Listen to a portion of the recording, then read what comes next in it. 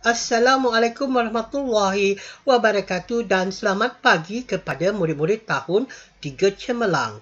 Apa khabar? Cikgu harap kamu semua dalam keadaan sihat dan baik-baik sahaja di rumah. Baiklah murid-murid, untuk meneruskan pembelajaran Bahasa Melayu tahun 3, hari ini pembelajaran adalah berdasarkan buku teks Bahasa Melayu tahun 3 jilid yang pertama pada muka surat yang ke-12 iaitu penjodoh bilangan.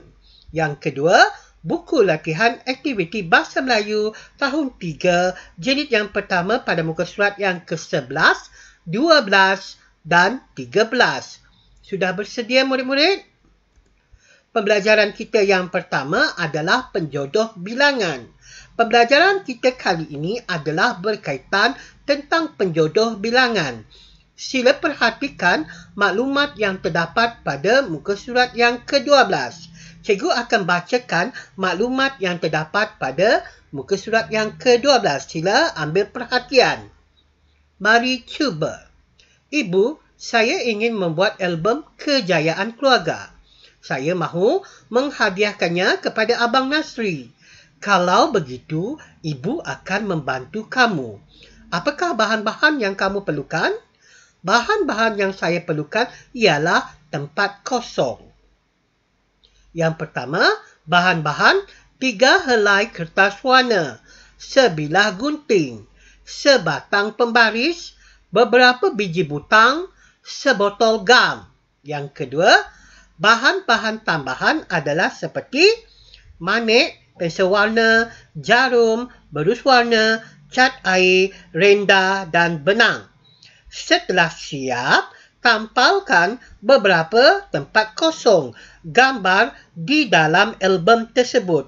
Baiklah murid-murid, sila perhatikan kotak yang terdapat berwarna merah tersebut, di mana perkataan yang berwarna merah itu adalah merupakan penjodoh bilangan, iaitu helai, bilah, batang, biji dan juga botol.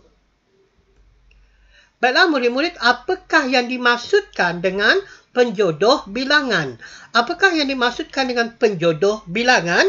Maksud penjodoh bilangan adalah penjodoh bilangan ialah kata yang digunakan bagi menyatakan bilangan sesuatu benda, tumbuhan, haiwan dan manusia. Setakat ini kamu faham perkara yang berkaitan dengan penjodoh bilangan?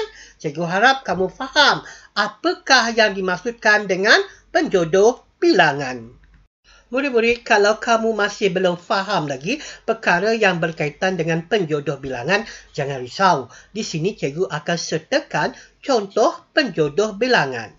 Berikut merupakan penjodoh bilangan yang ditetapkan mengikut orang, benda serta bentuknya. Penjodoh bilangan disebut secara berbeza-beza berdasarkan perkara yang diperlihatkan. Sila ambil perhatiannya.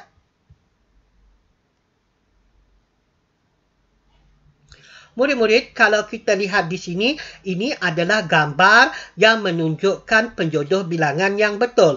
Kita lihat gambar yang pertama, ini adalah permata. Kalau dalam penjodoh bilangan, ia akan digelar sebutir permata.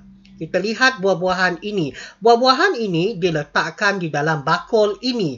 Apabila dalam penjodoh bilangan, ia dipanggil sebakul buah-buahan. Dan ini adalah surat khabar. Dalam penjodoh bilangan, ia dipanggil senaskah, iaitu naskah.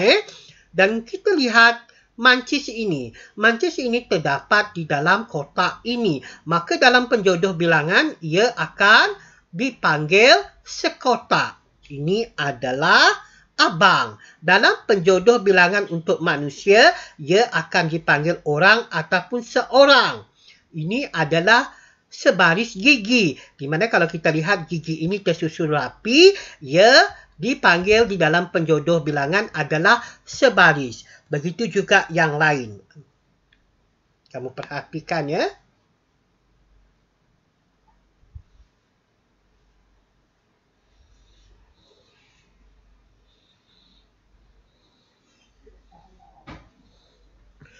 Baiklah murid-murid, Kamu jangan risau, cikgu akan sertakan penjodoh bilangan bergambar ini sebagai nota untuk panduan kepada kamu. Cikgu harap kamu dapat memahami dengan baik perkara yang berkaitan dengan penjodoh bilangan.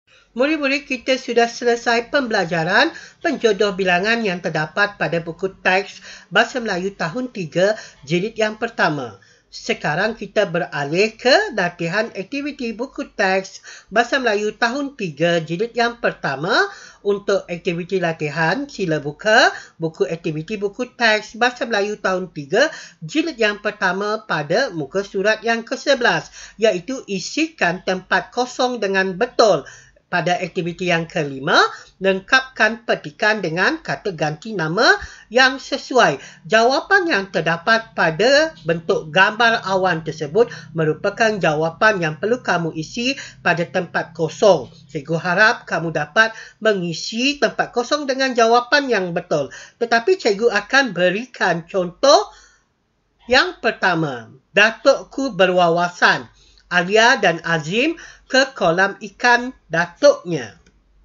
Mereka kagum akan kejayaan datuk. Jadi jawapannya di sini adalah mereka.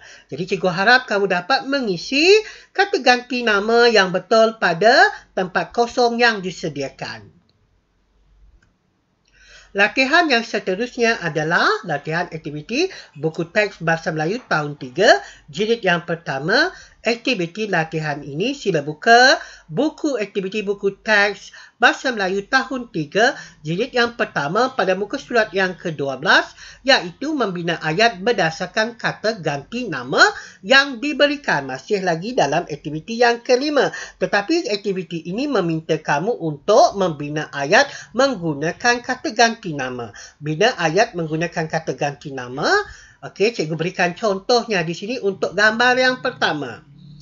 Ayah dan Abang Alia sedang mengecat restoran milik ayah, di mana rangkai kata pada gambar yang pertama adalah mereka mengecat dinding restoran itu. Begitulah cara membina ayat berdasarkan gambar dan juga rangkai kata yang terdapat pada muka surat yang ke-12. Cikgu harap kamu dapat menghasilkan ayat berdasarkan kata ganti nama bertumpukan dengan gambar dan juga rangkai kata yang diberikan. Latihan aktiviti buku teks Bahasa Melayu tahun 3 jilid yang pertama, iaitu latihan yang terakhir. Aktiviti latihan sila buka buku aktiviti buku teks Bahasa Melayu tahun 3 jilid yang pertama pada muka surat yang ke-13, iaitu mencari benda berdasarkan penjodoh bilangan. Perhatikan gambar yang terdapat pada muka surat yang ke-13. Senaraikan objek yang terdapat dalam gambar berdasarkan penjodoh bilangan yang diberikan. Hasil kami, Alia dan Azim bekerjasama untuk menyiapkan tugasan membina model kapal. Cikgu berikan contohnya di sini ya. Ada nampak tak tali tersebut pada bulatan merah tersebut? Kalau mengikut penjodoh bilangan, ia dikategorikan sebagai gulung. Dan nyatakan tali pada ruangan gulung tersebut. Baiklah murid-murid, cikgu harap kamu dapat menyelesaikan semua latihan yang cikgu beri dengan baik. Di akhir kata, cikgu ingin mengucapkan ribuan terima kasih di atas penglibatan kamu dalam pembelajaran PDPR di rumah. Sekian, terima kasih dan jaga diri.